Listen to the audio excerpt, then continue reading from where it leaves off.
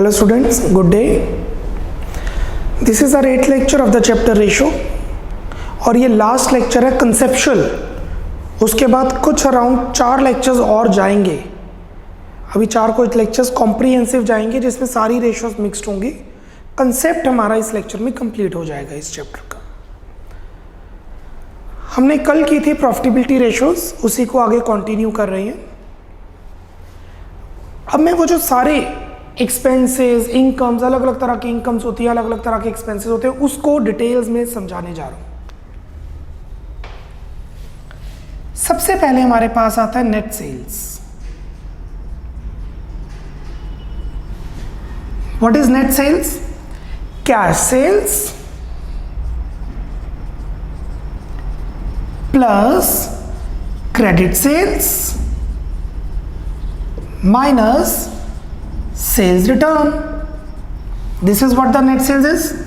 Cash sales plus credit sales minus sales return. इसमें से हम माइनस करते हैं COGS, cost of good sold.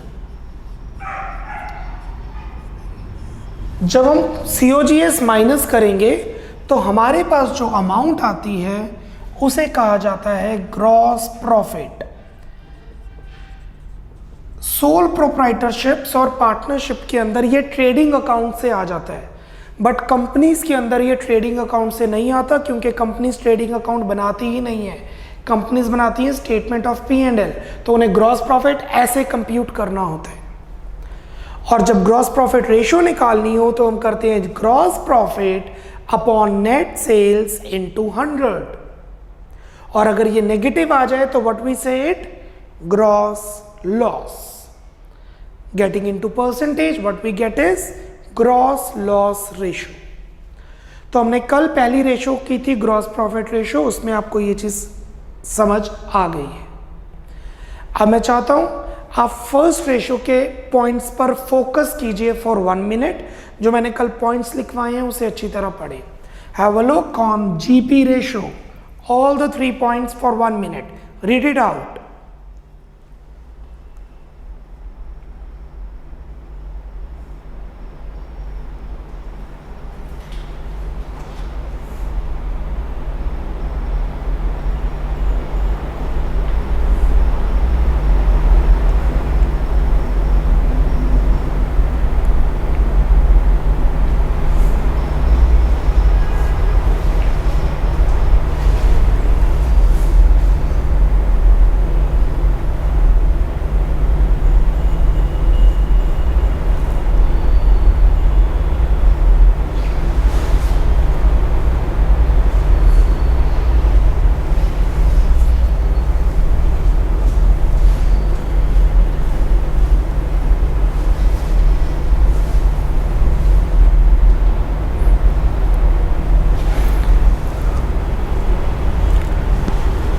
Now students, अब हम फोकस करते हैं ग्रॉस प्रॉफिट के आगे। क्या ग्रॉस प्रॉफिट के आगे एक्सपेंसेस, 2 तरह के एक्सपेंसेस होते हैं और वो होते हैं डायरेक्ट एंड इनडायरेक्ट। और इनडायरेक्ट में 2 तरह के एक्सपेंसेस होते हैं, ऑपरेटिंग एंड नॉन ऑपरेटिंग। तो उसको स्टडी करने के लिए है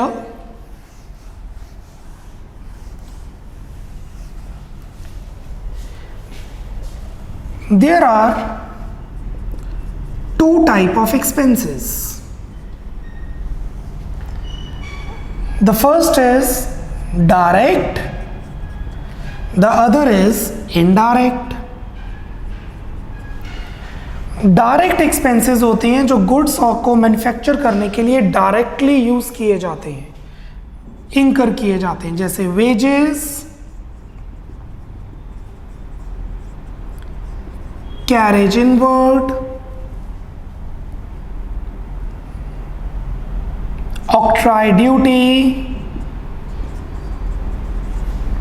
एसेट्रा। और इनडायरेक्ट एक्सपेंसेस 2 तरह के होते हैं। One is operating, other is non operating. Operating खर्चे वो होते हैं जो पे करने ज़रूरी होते हैं बिजनेस के लिए, जिसमें हमारे पास आ जाती है सैलरीज, डेप्रिसिएशन और रेंट, एसेट्रा, एडवर्टीजमेंट, एसेट्रा। और नॉन ऑपरेटिंग एक्सपेंसेस वो एक्सपेंसेस होते हैं जो हमारे ऊपर बर्डन होता है, हम पे करना नहीं चाहते बट हमें पे करना पड़ता है, जैसे कि interest on debentures, fictitious assets return of, P&L में डालने पड़ते हैं, हमारा खर्चा होता है, हमारे प्रॉफिट कम होते हैं इनसे। Loss on sale of investment, loss on sale of machinery, etcetera, ये हमारे होते हैं नॉन ऑपरेटिंग एक्सपेंसेस, और ये दोनों मिला के इनडायरेक्ट एक्सपेंसेस में जाते हैं। तो अब हम उसी पोजीशन पे पहुंचते हैं। Please come to net sales minus COGS is gross profit. अब हम ग्रॉस प्रॉफिट से माइनस करेंगे ऑपरेटिंग एक्सपेंसेस, ऑपरेटिंग एक्सपेंसेस। तो देखिए, net sales minus COGS minus operating expenses, what we get is operating profit, हमें मिलेगा operating profit। gross profit minus operating expenses, what we get is operating profit। और COGS और operating expenses को अगर आप plus करेंगे तो what we get is operating cost, means this plus this is operating cost। I think you are clear with this। और इसीलिए operating cost और ऑपरेटिंग प्रॉफिट को कॉम्प्लीमेंट्री रेशियो कहा जाता है, क्योंकि उन दोनों को प्लस करके नेट सेल्स ही बन जाती है, और which is nothing but 100%। I think I am clear with this. ये नोट करने की जरूरत नहीं है, आपको टाइम मिलेगा नोट करने के लिए। अब आप फोकस करेंगे ऑपरेटिंग कॉस्ट रेशियो पर। फॉर 1 मिनट आपकी स्क्रीन पे फ्लैश करेगा ऑपरेटिंग कॉस्ट रेशियो क्या होती है। Operating cost upon net sales into 100। Kindly read it all the 3 points जो हमने लेक्चर 7 में किए हैं। Here you go for the 1 minute.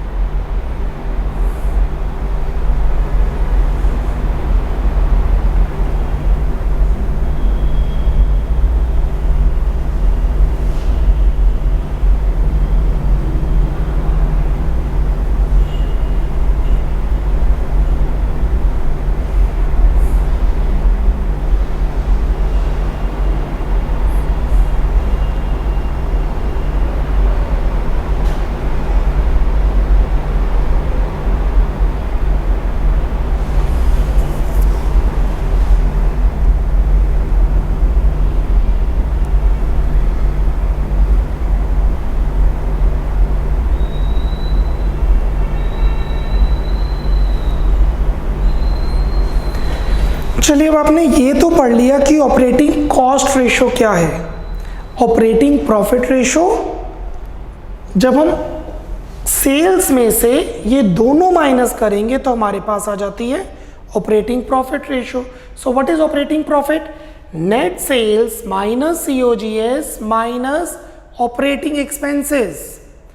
Direct expenses COGS में चले जाते हैं और इनडायरेक्ट P&L में, स्टेटमेंट ऑफ P&L में ऑपरेटिंग और नॉन ऑपरेटिंग में डिवाइड हो जाते हैं। तो net sales minus COGS minus operating expenses is operating profit, और gross profit minus operating expenses is operating profit. So जो कल हमने थर्ड रेशो की थी, that is operating profit ratio. It is operating profit upon net sales into 100। इसको अब आप अच्छी तरह पढ़ेंगे। Take your time for 1 minute so that we can proceed to net profit ratio after that.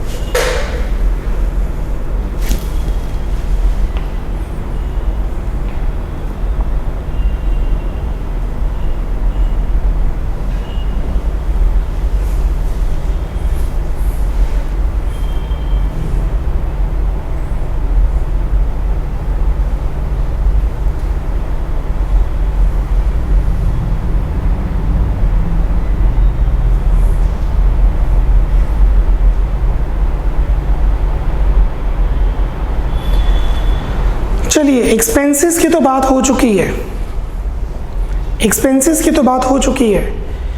अब हम ऑपरेटिंग प्रॉफिट से आगे बढ़ते हैं। इसमें हम माइनस करते हैं non operating expenses, non operating expenses, और प्लस करते हैं अदर इनकम।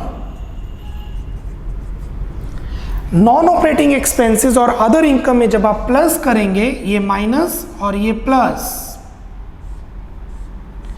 तो आपके पास आ जाएगा PAT. What is PAT? Profits after tax, we say it PAT. अब ये तो समझ आ गया प्रॉफिट आफ्टर टैक्स। अब ये अदर इनकम क्या चीज है, इसको समझने के लिए we have two types of revenues. हमारे पास दो तरह के रेवेन्यूज होते हैं। The first revenue we have is direct, the other type of revenue we have is indirect. जो डायरेक्ट रेवेन्यू है उसे हम कहते हैं रेवेन्यू फ्रॉम ऑपरेशंस, जो statement of P and L में सबसे ऊपर जाती है। डायरेक्ट रेवेन्यू में होता है रेवेन्यू फ्रॉम ऑपरेशंस, जो statement of P and L में सबसे ऊपर आती है, जैसे कि cash sales, credit sales,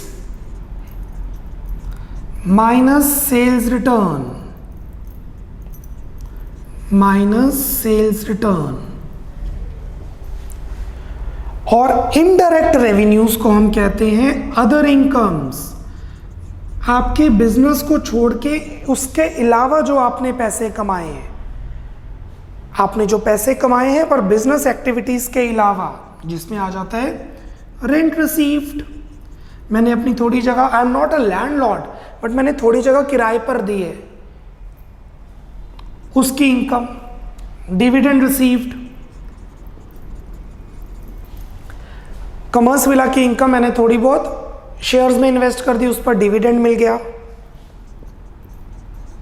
profit on sale of machinery, machinery को बेच के जो प्रॉफिट हुआ, एसेट्रा।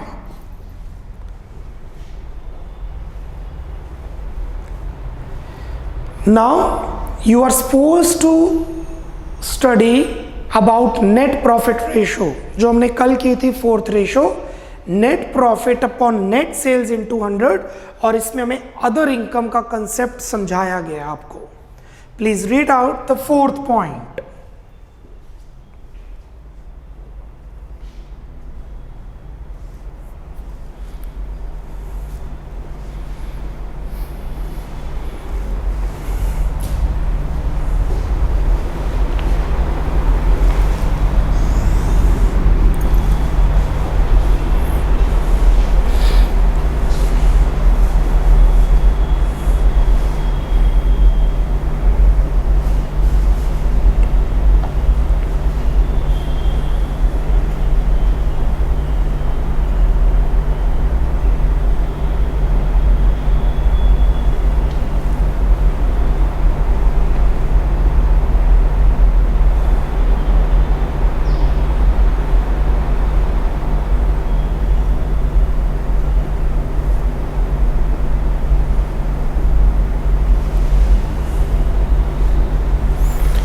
नाउ ये पैट क्या होता है ये तो हमें पता लग चुका है, व्हाट इज पैट हमें पता लग चुका है।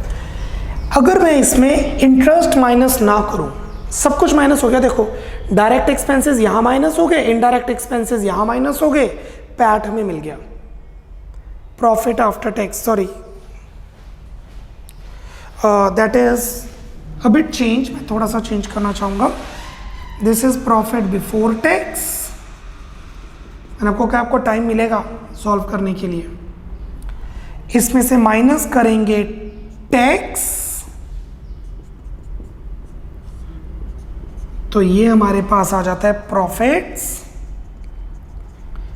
After tax, that is PAT. चलिए जो चीज़ मैंने पहले नहीं समझा उसको कवर अप करते हैं। हमने माना है कि कंपनी को टैक्स नहीं पे करना पड़ता, कंपनी एक एनजीओ है, एनपीओ है, नॉन प्रॉफिट ऑर्गेनाइजेशन, उसको टैक्स नहीं देना पड़ रहा था, इसलिए प्रॉफिट बिफोर टैक्स और प्रॉफिट आफ्टर टैक्स सेम थे। बट अगर टैक्स हो तो प्रॉफिट बिफोर टैक्स में से टैक्स माइनस करेंगे तो प्रॉफिट आफ्टर टैक्स आ जाएगा। चलिए सभी तरह का खर्चा हो गया, जो खर्चा हमने डायरेक्टली पे किया वो यहाँ, इनडायरेक्टली पे किया यहाँ, गवर्नमेंट को दिया यहाँ। बट अगर इन खर्चों में इंटरेस्ट माइनस ना किया जाए, अगर इन खर्चों में इंटरेस्ट माइनस ना किया जाए तो वो हो जाएगा EBIT, let it be earnings before tax and interest, before interest and tax.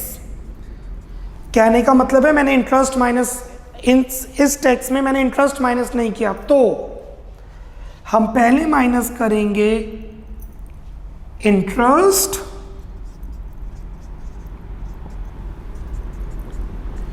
Interest minus करने के बाद हमारे पास आ जाएगा profit after interest before tax, फिर माइनस करेंगे टैक्स, हमारे पास आ जाएगा profits after tax before dividend, और फिर माइनस करेंगे डिविडेंड। हमारे पास जो प्रॉफिट आएगा वो हमारे पास पड़ा होगा रिटेन्ड अर्निंग्स के नाम पे, मतलब earnings after interest, after tax, after dividend, and this is known as retained earnings. इसे हम कहते हैं रिटेन्ड अर्निंग्स। और जो डिविडेंड देना होता है वो पहला डिविडेंड पे होता है प्रेफरेंस को, देन इक्विटी को। Dividend is paid to preference share holders first and then equity share holders. पहले डिविडेंड प्रेफरेंस शेयर होल्डर्स को पे होता है, फिर इक्विटी शेयर होल्डर्स को। सो प्रॉफिट्स में से पहले ब्याज देंगे डिबेंचर होल्डर्स को, बैंक को, फिर गवर्नमेंट को देंगे टैक्स, फिर शेयर होल्डर्स को देंगे डिविडेंड। जो बचा कंपनी अपने पास रखेगी जिसका नाम होता है रिटेन्ड अर्निंग्स। और डिविडेंड पहला पे होता है प्रेफरेंस शेयर होल्डर्स को, फिर इक्विटी शेयर होल्डर्स को। रिटर्न ऑन कैपिटल एम्प्लॉयड निकालने के लिए हमें ये वाला प्रॉफिट चाहिए होता है, हमें ये वाला प्रॉफिट गिवन होता है। यहां से this plus this plus this plus we reach it here, और ये प्रॉफिट रिटर्न ऑन कैपिटल में काम आते हैं।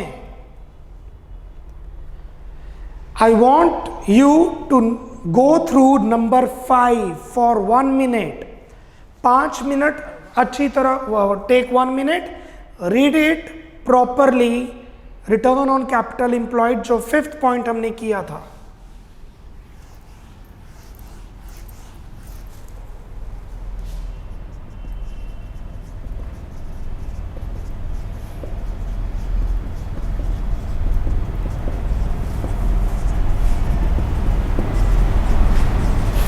Read it properly.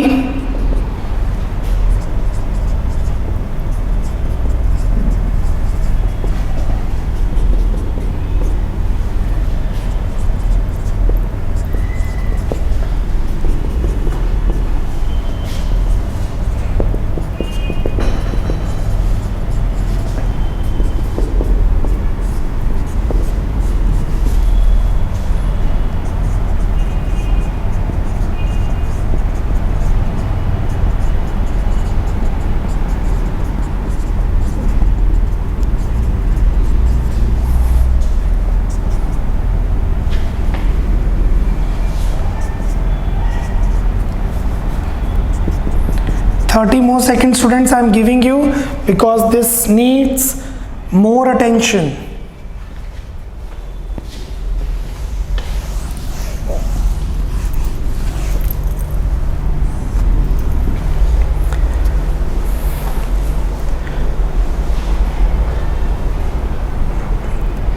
अब आपको ये कंप्लेंट रहेगी, जो मैंने सब कुछ समझाया आपको नोट्स बनाने के लिए तो टाइम ही नहीं दिया, अब मिलेगा। हम 5 पॉइंट्स कल समझा चुके हैं। This is point number 6, this is point number 6। अब आप इसे अच्छी तरह नोट डाउन कर सकते हैं। COGS में डायरेक्ट एक्सपेंसेस इंक्लूडेड।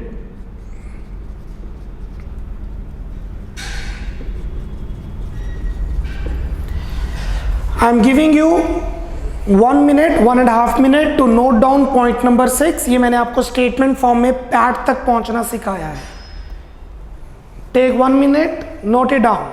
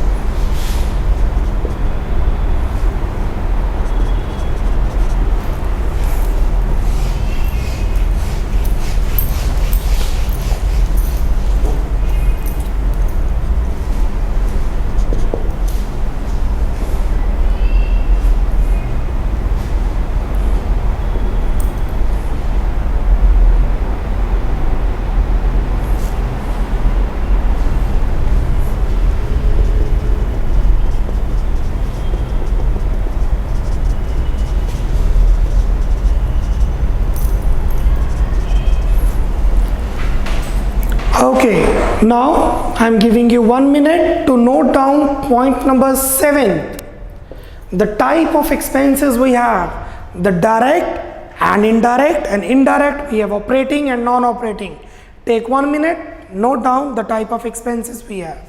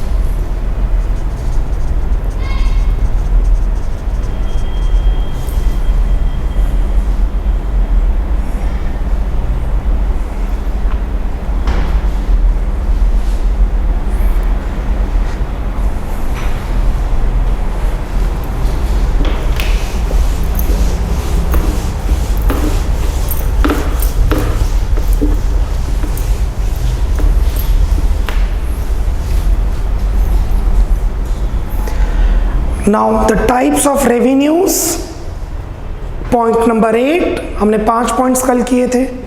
अब point number 8, the types of revenues, 1 minute। Direct known as revenue from operations and indirect known as other income। Direct is cash sales, credit sales, sales return, and indirect is rent received, dividend received, profit on sale of machinery, etc। मैंने direct के अंदर etc नहीं लिखा क्योंकि उसमें और कुछ है ही नहीं।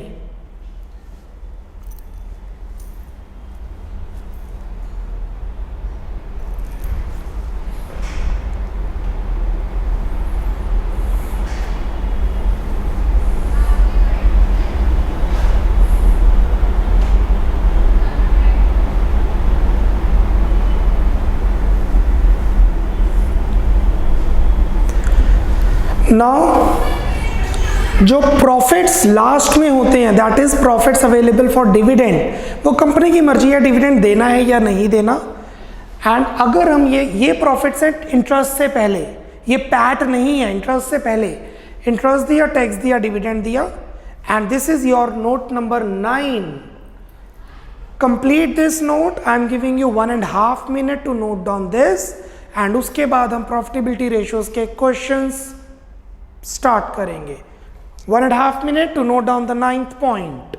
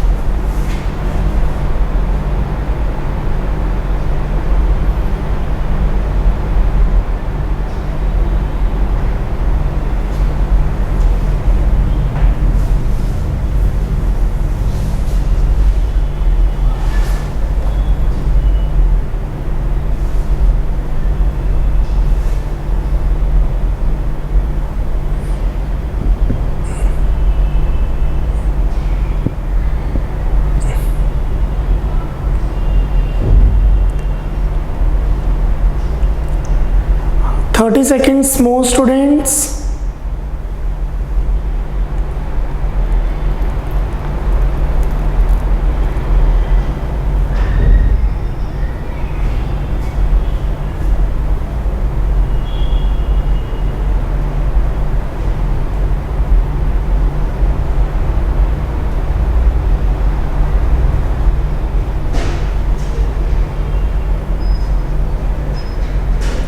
So let's start with the questions now. Let's start with the questions of profitability ratios. Question number 30. Which ratio is complementary to each other? कौन सी ratios आपस में complement करती हैं? As you know that operating cost and operating profit ratio. That means operating ratio and operating profit ratio, because दोनों को add करके 100% आता है. So the right answer is B. Answer 30. B is correct. Reason? It is so because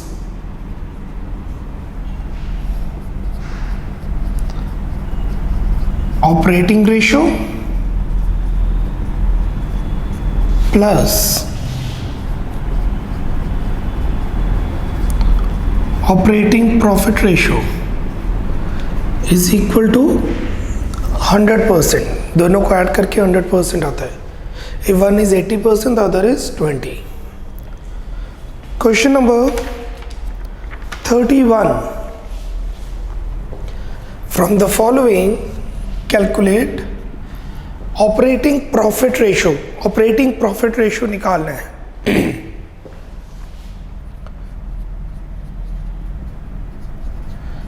Operating profit ratio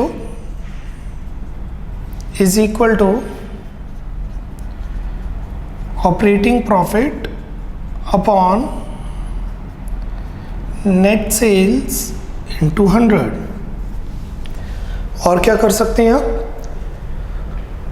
operating cost ratio निकाल लो और 100 में से minus कर दो. ऑपरेटिंग कॉस्ट रेशियो अगर 80% आ गई, बाद में 20% हो जाएगी ऑपरेटिंग प्रॉफिट रेशियो. तो ऑपरेटिंग कॉस्ट के लिए हमें COGS चाहिए. चेक कीजिए क्या क्वेश्चन में COGS गिवन है? नो, क्वेश्चन में PAT, profit after tax given है, नेट प्रॉफिट गिवन है. तो what is net profit? Net profit is equal to operating profit minus non operating incomes minus non operating expenses plus other incomes. Other incomes को हम क्या कहते हैं? Non operating incomes, indirect incomes. So net profit होता है operating profit minus non operating expenses plus other income. Net profit is PAT, profit after tax. Profit after tax question में given है 2,66,000. 2,66,000 is equal to operating profit minus non operating expenses, वो खर्चे जो business से related नहीं है. The expenses which are not related with the business. We have revenue from operations which is net sales, dividend received which is other income, profit after tax which is PAT, administration expenses, administration expenses business के खर्चे होते हैं। Administration मतलब office के खर्चे, administration expenses मतलब office के खर्चे, ये बिजनेस के खर्चे। Loss on sale of non current investment, selling expenses, selling expenses business का खर्चा है। एडमिनिस्ट्रेशन और सेलिंग एक्सपेंसेस ये दो ऐसे खर्चे हैं जो पे करने ज़रूरी होते हैं और बिजनेस से रिलेटेड होते हैं। So we just had loss on sale of non current investments 8,000, loss on sale of investments, non current investments मतलब जो नॉन करंट एसेट्स के अंदर होती हैं, and dividend received is 4,000, that is other income. So 2 lakh minus 4 plus 4, 2,70,000 हमारे पास आ गया operating profit. Operating profit is 2,70,000। Net sales is 10 lakh given. Net sales मतलब revenue from operations 10 lakh. What is operating profit ratio? 2,70,000 divided by 10 lakh into 100, which is 27%. अगर operating profit ratio 27% है तो operating cost ratio 73% होगी। एक note दे देते हैं, administration and selling expenses are operating expenses, ये बिजनेस के लिए ज़रूरी होते हैं। Are operating expenses,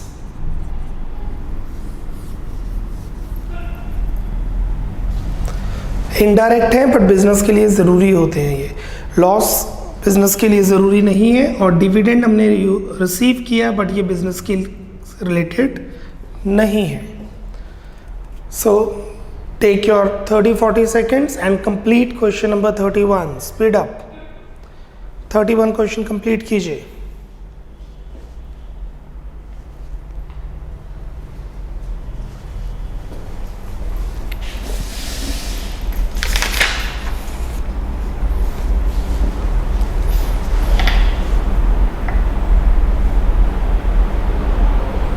Ten more seconds बचा, speed up.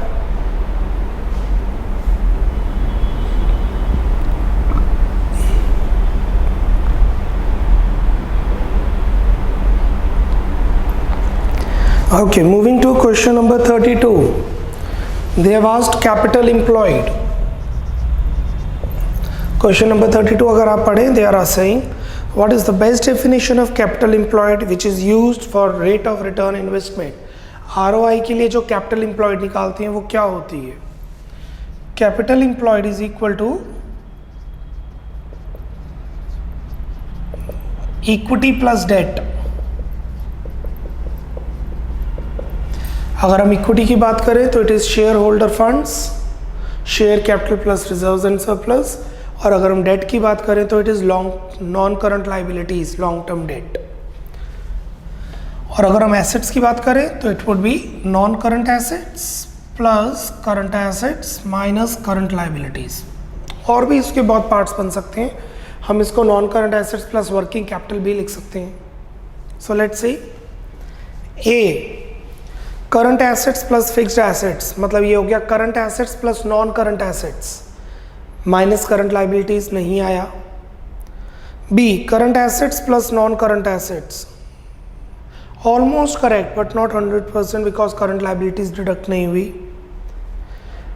Okay, non current assets में फिक्स्ड एसेट्स होते हैं, और फिक्स्ड एसेट्स के अलावा और भी बहुत कुछ होता है जैसे non current investments and all. I repeat, non current assets में फिक्स्ड एसेट्स तो होते हैं, उसके अलावा और भी होते हैं जैसे डेफर्ड टैक्स एसेट्स और non current investments and other current non current assets. Working capital plus gross fixed assets, working capital plus gross fixed assets, we can say that, but सिर्फ फिक्स्ड एसेट्स नहीं होते non current assets में। Working capital plus non current assets, true, D is correct, D is correct. Full stop. Just आपकी reference के लिए, non current assets includes fixed assets and many more. ठीक है, fixed assets non current assets में आते हैं, I repeat, ठीक है, fixed assets non current assets में आते हैं, पर सिर्फ फिक्स्ड एसेट्स नहीं आते, उसके अलावा और भी कई एसेट्स हैं जो आएंगे। Question 33, question number 33, last question for this lecture. What does the question say? The question say the gross profit ratio of a company is 50%, GP ratio is 50%. State with reason whether rent received by 15,000 will increase, decrease or change the ratio. 15,000 का rent receive किया, इससे GP ratio पे क्या फर्क पड़ेगा? Gross profit ratio, gross profit ratio is gross profit upon net sales into 100। Rent receive किया, अब देखिए रेंट रिसीव एक्सपेंस है कि इनकम? एक्सपेंस में डायरेक्ट है कि इनडायरेक्ट? इनडायरेक्ट में ऑपरेटिंग है कि नॉन ऑपरेटिंग? फिर इनकम में ये डायरेक्ट है कि इनडायरेक्ट? रेंट रिसीव्ड हमारी अदर इनकम है। अदर इनकम ना तो ग्रॉस प्रॉफिट को इफेक्ट करती, ना नेट सेल्स को इफेक्ट करती, और ना ही सीओजीएस को इफेक्ट करती। रेंट रिसीव्ड ना ही ग्रॉस प्रॉफिट पे इम्पैक्ट डालती, ना कॉस्ट ऑफ गुड्स सोल्ड पे इम्पैक्ट डालती, ना नेट सेल्स पे इम्पैक्ट डालती। इस वजह से ग्रॉस प्रॉफिट रेशियो चेंज नहीं होगी। रेंट रिसीव्ड नेट प्रॉफिट पे इम्पैक्ट डालेगा, तो इसे रेंट रिसीव्ड से ना जीपी रेशियो चेंज होगी, ना ऑपरेटिंग रेशियो चेंज होगी, क्योंकि ऑपरेटिंग कॉस्ट में भी कोई फर्क नहीं है, ये ऑपरेटिंग एक्सपेंस नहीं है। ना ही ऑपरेटिंग प्रॉफिट रेशियो चेंज होगी, क्योंकि ये ऑपरेटिंग इनकम नहीं है। नेट प्रॉफिट रेशियो चेंज होगी, क्योंकि ये अदर इनकम है। सो रेंट रिसीव्ड, हाँ अगर जीपी बढ़ रहा है तो ऑब्वियसली ओपी भी बढ़ेगा और एनपी भी बढ़ेगा। अगर ग्रॉस प्रॉफिट बढ़ रहा है तो ऑपरेटिंग प्रॉफिट भी बढ़ेगा और ऑपरेटिंग प्रॉफिट कॉस्ट कम भी होगी। Rent received neither affect COGS nor net sales, full stop। Thus gross profit will remain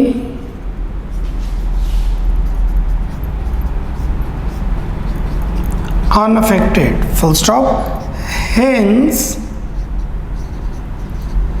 GP ratio will not change, GP ratio change नहीं होगी।